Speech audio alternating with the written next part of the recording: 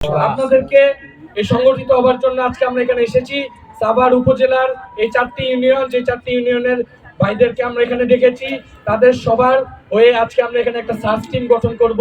যে search team কিছু ক্রাইটেরিয়ায় আমাদের এখানে যারা আন্দোলনকারী আছে তাদেরকে সংগঠিত করবে এবং সংগঠিত করে এই আন্দোলনের এই যে স্থানীয় যে সমস্যাগুলি, যে নিরাপত্তার ভয়গুলি, যে একতাবদ্ধ না হওয়ার যে ভয়গুলি, আশঙ্কাগুলি, সেগুলি কাটানোর জন্য তারা কাজ করবে।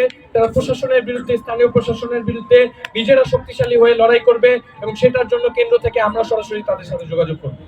সুতরাং এর জন্য আমরা চাচ্ছি আপনারা এখানে প্রথমত একটি সার্চ টিম করবো, যেখানে 3 থেকে 5 জনের একটি সার্চ টিম হবে এবং তারা এই 4টি ইউনিয়নের যত আন্দোলনকারী আছে যারা বিভিন্ন জোনে আন্দোলন সংগঠিত করেছে, আমি জানি এখানকার নবীনগরের এই মোড়ে কিন্তু আন্দোলন সংগঠিত হয়েছিল, এছাড়াও এই এরিয়ার মধ্যে যত আন্দোলন সংগঠিত হয়েছিল জাহাঙ্গীরনগরের আন্দোলন সহ, সেখানে বিভিন্ন জোন থেকে যারা এসেছিল তাদেরকে আপনারা যারা চিনেন তাদেরকে একতাবদ্ধ করার জন্য এই 3 থেকে 5 জন সার্চ টিমের প্রতিনিধি তারা কাজ করবেন। এটার কোনো পেড তৈরি হবে না।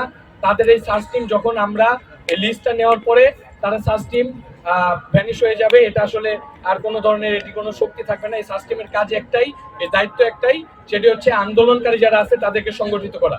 আপনারা যারা বিভিন্ন স্থান থেকে এসেছেন তারা নিজেদের নাম পরিচয়টা দিবেন। এখানে অবশ্যই কিছু বিষয় খেয়াল রাখা জরুরি। যারা এই আন্দোলনের পরবর্তীতে বিভিন্ন ধরনের দুর্নীতি, চাঁদাবাজি এবং বিভিন্ন ধরনের মামলা বাণিজ্য অভিযুক্ত, তাদেরকে কিন্তু আমরা এই সামনের আন্দোলনে আমরা তাদেরকে রাখতে পারছি না, কারণ তাদের ব্যাপারে যথেষ্ট সংশয় তৈরি হয়েছে। এর বাইরেও যাদেরকে আপনারা দেখেছেন যে আন্দোলনে ছিল, শুধুমাত্র তাদেরকেই আমরা এই ক্রাইটেরিয়ার মধ্যে নিচ্ছি। আন্দোলনে নাই কিন্তু এখন নতুন ভাবে নিজের স্বার্থের জন্য আসতেছে, তাদেরকে আমরা এই জায়গায় নিতে পারবো না। তৃতীয় যে জায়গাটি, সেটা হচ্ছে অবশ্যই তাদের একটি গ্রহণযোগ্যতা, একটি নেতৃত্ব গুণাবলী অথবা তাদের কাজ করার যে আগ্রহ সেটা থাকা লাগবে। শুধু থাকার জন্য কমিটির নাম করে তারা এখানে থাকবে, আমরা সেই ছাত্রলীগের কালচার আর নতুন বাংলাদেশে দেখতে চাই না। সুতরাং এইখানে আমরা যেই কালচারটি চাচ্ছি সেটি হচ্ছে ন্যায্য এবং যারা আসলে আন্দোলনকারী এবং যাদের এই অগ্রাধিকার পাওয়ার কথা, সেই মানুষগুলোকে সংগঠিত করার জন্য 3 থেকে 5 জন একটি সার্চ টিম এখন আপনাদের কাছ থেকে নিব। আপনারা নিজেদের নাম এবং পরিচয়টা উল্লেখ করবেন।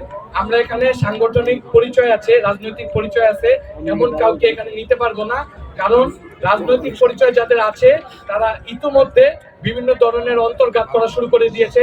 তারা ইতোমধ্যে বিভিন্ন ধরনের সংশয় আমাদের মধ্যে তৈরি করার চেষ্টা করছে। তো আমরা তাদের ব্যাপারে যেটা বলতে চাই, আন্দোলন করেছিলেন, আমরা সেজন্য সাধুবাদ জানাই, কিন্তু নতুন বাংলাদেশে আপনাদের সাথে আমাদের অনেক দ্বিমত আছে, মত পার্থক্য আছে।